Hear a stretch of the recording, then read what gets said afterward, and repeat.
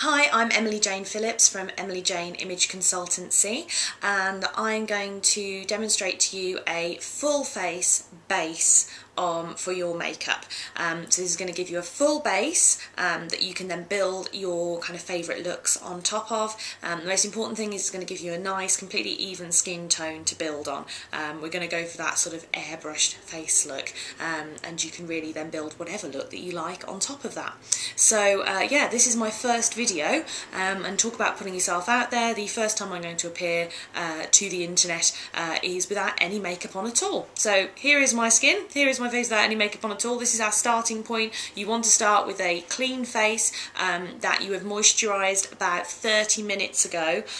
You shouldn't really put any foundation on or any makeup on top of a freshly moisturised face. All that will happen is that the moisturiser is going to sink into your face, and it's going to pull the makeup with it, and your skin will not thank you. There's somebody who doesn't really have the best skin in the world anyway. I don't want to try and make it any worse. So what we're going to start with is we're going to start with priming the face.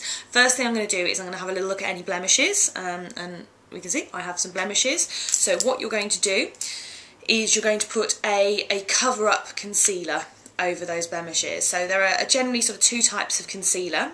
There is a light reflective concealer that you'll use on dark circles or shadows, and then there's a cover-up concealer, and that's the one with the more pasty consistency. Sometimes it comes in a little pot, sometimes you'll get it in a stick form, and if it's in a stick form you probably want to sort of warm it up on the back of your hand rather than just using it straight from the stick. You'll find that you'll get a better finish with that. So I'm going to use just a little applicator. You can use your finger for this, but I just use an applicator for sort of hygiene purposes. I'm just going to warm up my concealer and get some on my applicator, and then I'm just literally going to dot that on where I've got some blemishes.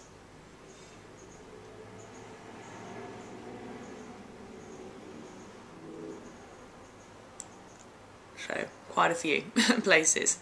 Hopefully you'll be luckier than I and not have quite so much to apply. Okay, so that's dotted all over my face now. Look fantastic. And then I'm going to use my ring finger.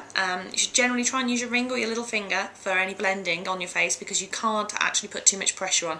And you want to be gentle with your face. You need to look after it. As I always say to my clients, we only get one. And you can see all I'm doing is I'm not rubbing, I'm not wiping the skin, I'm just tapping with that ring finger,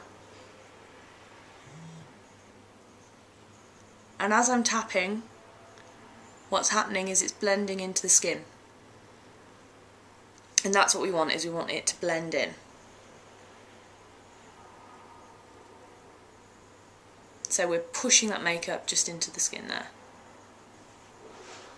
Okay, better already. So there's the blemishes covered up. So now we're going to look at just priming your face a little bit further. Now, everyone will have different issues with their face, but you probably have some combination of rosiness and shadows. I'm a fairly rosy person. You can see I've actually got some redness just here across the cheeks, and I know that actually that will get worse during the day. Should I have a glass of wine, or should I get warm or flustered at all? I know I personally have a tendency to go red right the way down here in these areas here, but it's rosy enough as it is here at the moment. You might find that you have some rosiness across your forehead, you might have some rosiness across your chin. So anyway, you've got that redness, we're going to deal with that first. The way that we deal with that is we're actually going to use a mint skin adjuster. So this is a primer for your face, and as you'll be able to see in a moment, it is minty green in colour, like mint ice cream. I'm going to pop some of that just onto the back of my hand. Back of your hand is a brilliant thing to use as a palette. It's body temperature. You're going to get the makeup warmed up a little bit just to pop on before you pop it on your face, so it's going to blend better because it's going to be the same temperature as your face. And I'm just going to use my ring finger again.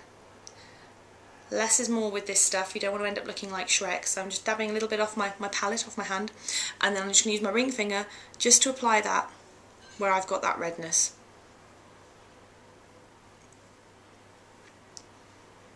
So I'm just putting it on quite thickly at the moment just so you can see where I'm putting it.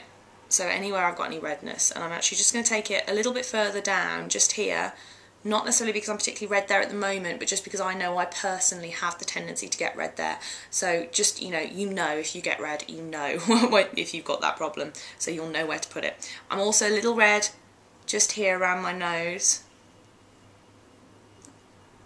Okay, so I've put that green on now, and what I'm going to do is, again, I'm going to use my ring finger and I'm pat, pat, pat, pat, pat. So you can see me pat that into the skin. And as we pat, again, it will blend.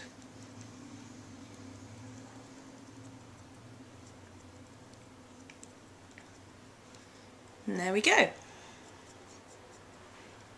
And you should see now that the redness has completely been neutralised in my face. So the next thing to deal with is any shadowing.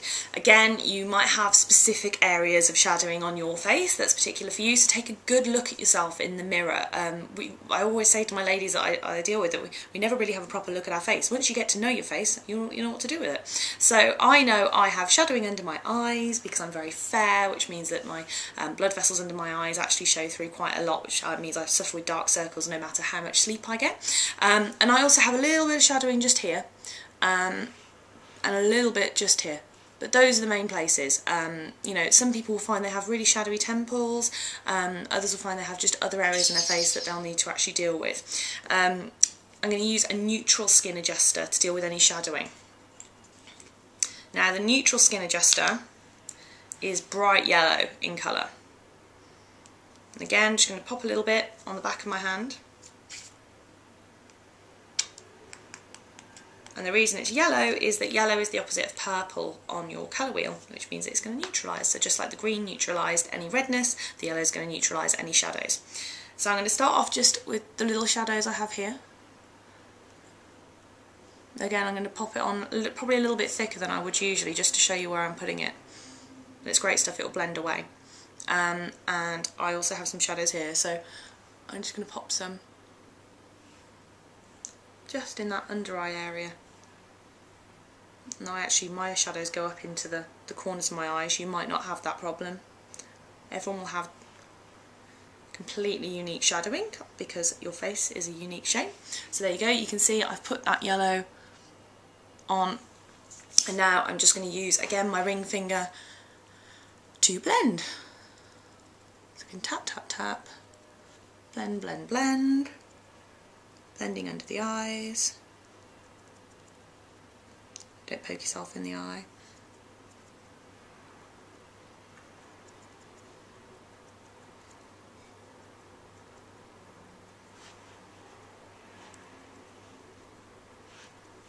And there you go, hopefully you can see now that I have neutralised all the shadows on my face and got a bit of a glow about me now. So my face is primed and I'm ready for foundation.